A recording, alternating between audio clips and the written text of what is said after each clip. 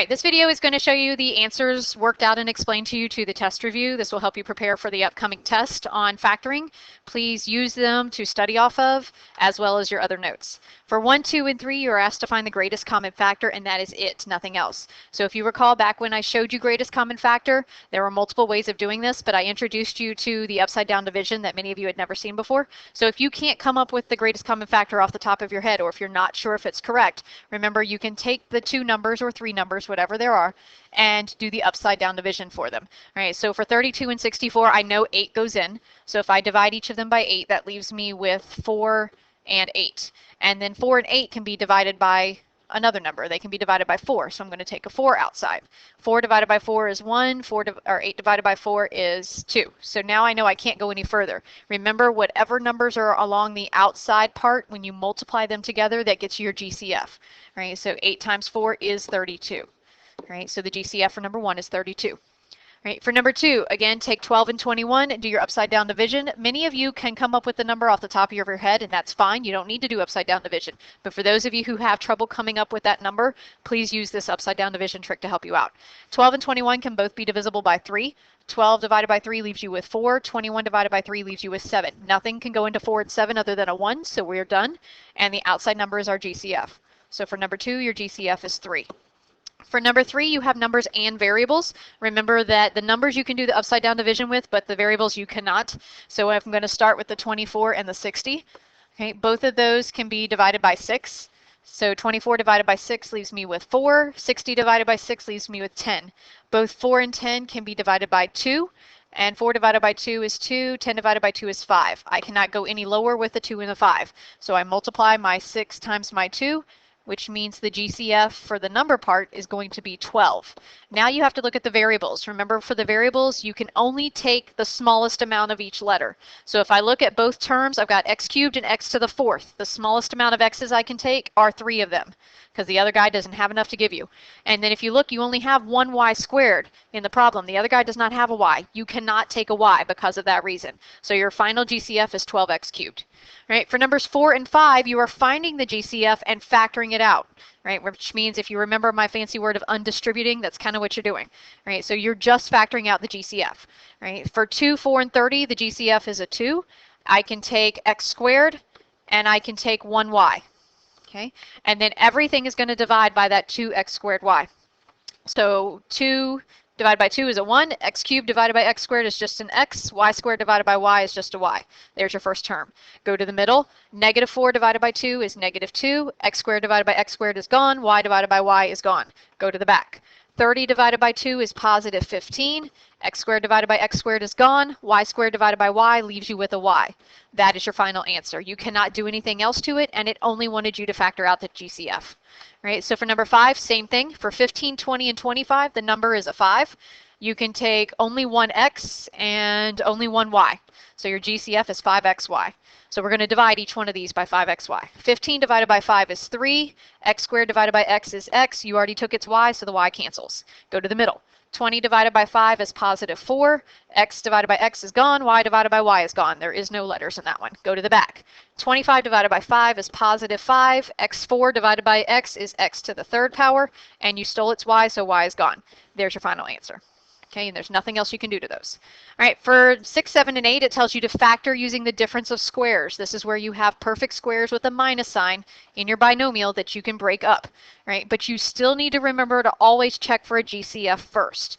All right, so in number 6, there is no GCF, so I'm going to go ahead and bust out my factors. X squared is made by x and x. Minus sign means plus and minus. 81 is made by 9 and 9. And then you're done. Go to number 7. Now number 7 does have a GCF, and that's the 4. Even though those are perfect squares, you have to do the GCF first. All right, so if I divide them by a 4, I now have x squared minus 4y squared. All right, which are still perfect squares, but that 4 is going to be on the outside as your GCF, not stuck on the inside. It does change your answers. All right, so leave the 4 on the outside, and we're going to bust up these 2 perfect squares in the binomial to other binomials. X squared is made by x and x. We need a plus and a minus. 4y squared is made by 2y times 2y. Right, so this entire thing is the answer, but that 4 as your GCF must remain on the outside. Number 8 does not have a GCF, but they are perfect squares, so we're going to just break them up. Right? 9y squared is made by 3y times 3y. You need a plus and a minus. 25x squared is made by 5x times 5x. And you're done. Okay. The next section is factoring when a equals 1. Your test will not be separated in these sections. It will be all mixed together. All right, but for the purpose of this test review, it is broken down into sections. All right, so this is your factoring when a is 1, which means it's based on your signs and your numbers. There is no other steps involved. There is no GCF involved unless one of them has it, but it doesn't look like it does. All right, so for number 9, right, I break it up into my parentheses, and then I have an x and an x, a plus and a plus, and multiply to make 25 and add to make 10 is going to be a 5 and a 5. So you can write it this way, or you can write it x plus 5 in parentheses and put a 2 outside. Because there is perfect squares in the front and the back, that's another option. All right, so there's 2 possible ways to write that answer. For number 10, there are not perfect squares in the front and the back, so we go straight into our normal factoring, x and x. Minus in the back means a plus and a minus. You've got to multiply to get 40 and subtract to get 3, so your numbers are 8 and 5. 8 has to go with the plus sign because the plus in the front means the bigger number goes there. And then minus sign gets the 5. There's your answers. Going to number 11, if you look at it, you do have perfect squares in the front and the back. However, if you take a 3 and a 3 and you combine them, you get a 6, not an 8 in the middle. So this one is not going to be one of those perfect square special cases. Right? So this is where you have to look at your numbers and see, am I going to have a special case or am I going to need something else? In this case, I need something else. I need to multiply to get 9 and subtract to get 8. Right, so I need an x plus and an x minus. The two numbers that multiply to make 9 and subtract to make 8 are 9 and 1. 9 has to go with the minus sign because it's the biggest, and 1 is going to go with the plus sign. All right, for number 12, there's no GCF, there's no perfect squares. We're just going to jump in and use our signs. Plus sign in the back means signs are the same. Minus sign in the front means both minuses. You've got to multiply to get 42 and add to get 23. Right, so in this case, it would be the numbers 21 and 2. Remember, keep running your lists until you find the right combinations of the numbers that will make this happen. All right, for 13 through 16, all of these are problems where the coefficient is not a 1, which is your slip and slide method or your 5-step rules, whichever way you want to call it. All right, so each one of them we have that process to go through. Remember, that's where you send the front number to the back. You rewrite it, x squared plus 10x plus 21. Okay, you factor that. So I've got to multiply to make 21 and add to get 10, so that's plus 7 and plus 3. And then you come back and you divide by your leading coefficient, which was a 3, and you simplify. Remember, for fractions, the denominator slides up in front of the x, so this is 3x plus 7. And then for the other one, where 3 divided by 3, it's going to turn into x plus 1. So there's your factors for number 13. 14, done the same way. Your numbers are a little bigger. So we get x squared minus 4x minus 221. Okay, when you go to break this one up, right, it's got to multiply to make 221 and subtract to make 4. Right? Don't look too far because the 17 and the 13 you use to multiply to make 221 are actually the numbers that are going to subtract to make 4. So x plus, x minus, 17 is bigger, so it's going to go with the minus sign, and that means that 13 is going to go with the plus sign. You're going to divide by 17, the leading coefficient. Okay, that's a fraction that cannot reduce, so one of your answers is 17x plus 13, and the other one is x minus 1. Okay, for number 5, send the 7 to the back. So you've got x squared minus 22x plus 21. Okay, so you've got x minus and x minus. You got to multiply to make 21 and add to make 22. So that's 21 and 1. You want to divide by 7, the leading coefficient, and then you want to simplify. So the first one is going to be x minus 3. The second one, swing the 7 up, so you've got 7x minus 1. And for number 16, multiply the 13 to the back. So now you've got x squared plus 64x minus 65. Okay, you're going to multiply to get 65 and subtract to get 64. So that would be x plus 65 and x minus 1. Okay, and then you want to divide by 13. Okay, 13 does go into 65. It goes in 5 times. So this becomes x plus 5. And then 1 over 13 cannot reduce, so you slide the 13 up and you get 13x minus 1. All right, so make sure you know your 5 steps, all right, and don't forget that dividing piece so that you can get those right. All right, for 17 through 19, this is the ones where you have to use more than one piece of your checklist to help you get there. We're still factoring though. So look for the GCF first. I do have a GCF in number 17. It's x squared. So I'm going to take out the x squared, and that's going to leave me with x squared plus x minus 12. Right, so in that trinomial, I do not have perfect squares in the front and the back. So I'm going to go through and factor it like I normally would when a is 1. Okay, I've got to have a plus and a minus sign. I've got to multiply to get 12 and subtract to get 1. So that would be a 4 and a 3. So 4 gets the plus sign and 3 gets the minus sign. All right, so this entire piece right here is your final answer. You do not need to solve it, you are just factoring it. Okay, for number 18, has a GCF. It has 2 and h squared. So if you divide by 2h squared from everything, you're going to have 25h squared minus 1. Okay, both of those are perfect squares, so keep the 2h squared, okay, and factor the rest. So 25h squared is made by 5h times 5h. You need a plus and a minus. 1 is made by 1 and 1. So this is your final answer right here with the GCF and everything else. Okay, when you go to number 19, if you're looking for a GCF, the number part is a 5, and then you can take an x from everybody. So if you divide everybody by 5x, you've got x squared minus 5x minus 6. Okay, I do not have perfect squares in the front and the back, but I do have a leading coefficient of 1, so I'm going to try and break this down a little bit more. Okay, I need an x and an x, a plus and a minus. I've got to multiply to make 6 and subtract to make 5, so that's a 6 and a 1. 6 goes with the minus, 1 with the plus. Here's your final answer. You can't go any further. Okay, so make sure you're following all those processes. Okay, for 20 to 25, this is your solving section, which means after factoring, you will have to solve them using your baby equations to come up with what goes in your parentheses. Right? So for number 20, it's ready to go. Okay, and if you notice, there is no GCF, there's no perfect squares, but the leading coefficient is not a 1, so you have to go through your 5 steps. So we're at x squared plus 10x plus 21. Okay, we're going to multiply to get 21 and add to get 10, so that's x plus 7 and x plus 3. We're going to divide by 3, okay, and that's going to give us the factors of 3x plus 7 and x plus 1, and all of that equals 0. So now that I have my factors, I'm going to do the baby equations to get my solutions, right? And to do that, I do 3x plus 7 equals 0 and x plus 1 equals 0. Okay, so subtract your 7, 3x equals negative 7. Divide by 3. One of your answers is x equals negative 7/3.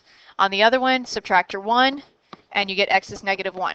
So for number 20, the solutions are, in braces, negative 7/3 and negative 1. It doesn't matter what order you have them in, but those are the final solutions. Okay. Now I am going to have to erase all of my work to do the next one so that I can fit everything up here the way you need to see it. So for number 21, okay, I do not have a GCF. Okay, I'm looking for perfect squares in the front and the back, and I do have them. Right, so that means I'm going to break this up into binomials based on my perfect squares. 16x squared is made by 4x times 4x. I need a plus and a minus. 25 is made by 5 and 5. Okay, so here are my two factors. I'm now ready to solve it. Okay, so I've got the baby equations of 4x plus 5 equals 0 and 4x minus 5 equals 0. Okay, for the first one, I'm going to subtract 5. That gives me 4x equals negative 5. Divide by 4, and x equals negative 5/4. Okay, for the second one, I'm going to add 5 to both sides. Now I've got 4x equals 5. I'm going to divide by 4, and that gives me x equals positive 5/4. Okay, so for number 21, your final solutions are negative 5/4 and positive 5/4. Make sure you recognize that's a negative sign.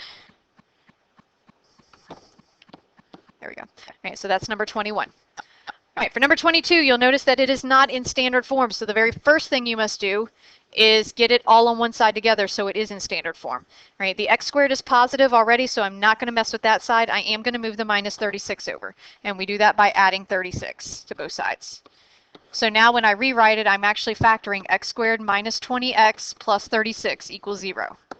I do not have a GCF. My leading coefficient is 1. Okay, I do have perfect squares, but for 36, 6 and 6 aren't going to add to make a 20, so I know I can't use them. Right, so I do have to come up with the two numbers that multiply to make 36 and add to make 20.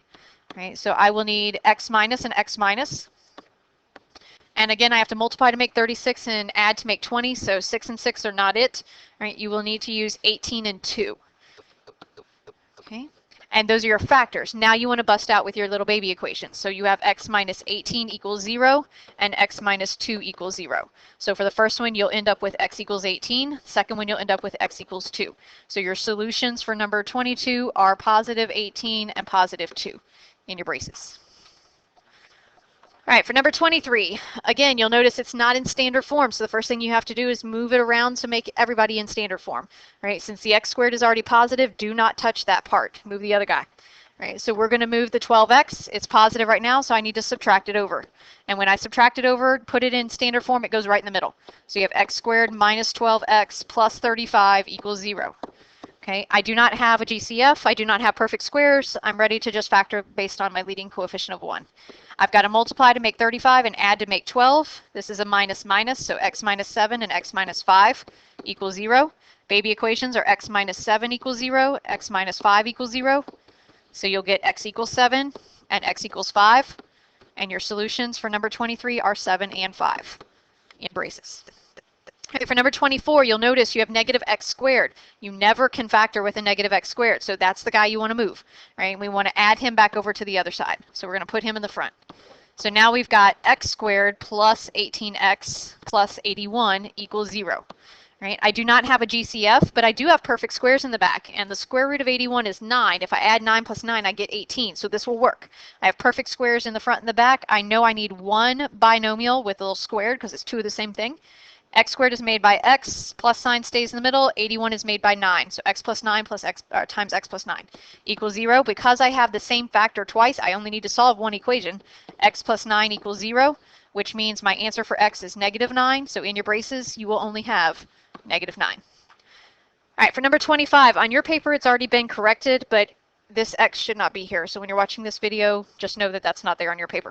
All right, for 25 though, you do have a GCF. So the very first thing we're going to have to do is take that GCF out before we start trying to factor. The GCF is a 2. So you're going to take the 2 out, and that's going to leave you with x squared plus 7x minus 18 equals 0. Okay, and then you want to take and look at your trinomial. They do not have perfect squares, so you're not dealing with that. The leading coefficient is a 1, so you're going to break it up based on that process. Okay, we've got an x and an x, different signs, plus and minus. You've got to multiply to make 18 and subtract to make 7. That's 9 and 2. Plus sign gets the 9, minus sign gets the 2. To get your factors, the GCF did not have a variable, so we can just drop him off. And you have x plus 9 equals 0 and x minus 2 equals 0. So your solutions will be x equals negative 9 and x equals positive 2. In your braces, negative 9 and positive 2. Okay, so you will have a section where you will have to factor and solve, and that does take the most time and effort, so just be ready for it. All right, for number 26, Lester and Michael have both factored the polynomial. Lester factored it as 4x times 3x plus 4, and Michael factored it as 2x times 6x plus 8. Who is correct and why? All right, well, if you ignore what they did and you just look at the original problem and you consult your checklist, we're going to see if we can do this and figure out who is right. 12 and 16 both have a GCF, right, and that is a 4. And then both terms have an x, so the GCF is 4x. When you divide by 4x, you're left with 3x plus 4, which if you look now and see whether Michael or Lester was right, Lester has the right information, right? So in other words, who is correct and why? Lester is correct. And the reason why is because the GCF is 4x. Not 2x. So make sure that you're watching out for those GCFs. All right, for number 27, Jimmy says that this expression is factored completely as what he wrote there. Cindy says, nope, you're wrong. Who is correct and why? All right, again, take the original binomial and factor it your way first. If you look at it, those are perfect squares that are separated by a minus sign. So we're going to break it up first. Okay, 16a to the 4th is made by 4a squared and 4a squared. You need a plus sign and a minus sign. 81b to the 8th is made by 9b to the 4th and 9b to the 4th. All right, if you stop there, you're not done. The first one is done because you can't take perfect squares and break them up if they have a plus sign. So your final answer will have 4a squared plus 9b to the 4th in it, okay, because there's nothing you can do. But the next one has perfect squares followed by a subtraction sign, so we can break this down even more. 4a squared is made by 2a times 2a, minus is by plus and minus. Okay, and 9b to the 4th is made by 3b squared and 3b squared. Okay, now you cannot go any further. Okay, so now that we've completely factored it based on how we know how to, we can go back and look at what Jimmy said and what Cindy says and confirm who's right. All right, Jimmy said that he could stop. However, we know that we could go further, so that means Cindy was right, right? Because you can go further. All right, so when you're trying to say who is right, Cindy is right, and the reason that she can go, or that she is right, is because it can be factored further.